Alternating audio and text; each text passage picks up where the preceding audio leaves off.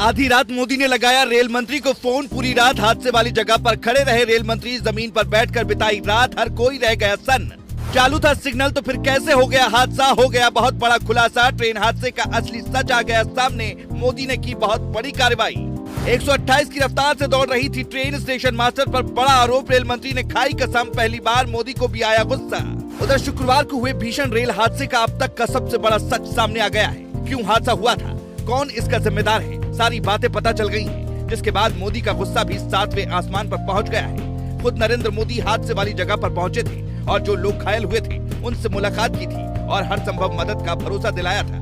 लेकिन जब मोदी वहां से वापस दिल्ली पहुंच गए तब भी उनका मन हादसे वाली जगह पर ही लगा हुआ था। जिसके बाद उन्होंने बिना देरी किए एक बार फिर रेल मंत्री को फोन लगाया और सख्त आदेश दे दिया। इधर मोदी ने रेल मंत्री को आदेश दिया, उधर रेल मंत्री ने भी बड़ा फैसला ले लिया।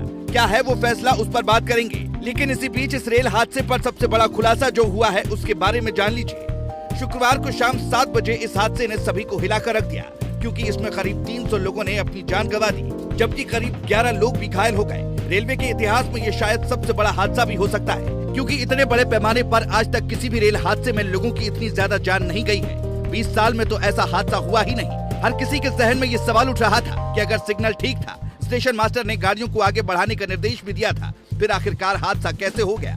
मीडिया रिपोर्ट के मुताबिक अभी तक की जांच में ये बात पता चली है कि रेलवे ट्रैक पर जिससे गाड़ियों का रूट बदला जाता है उसमें खराबी आई थी।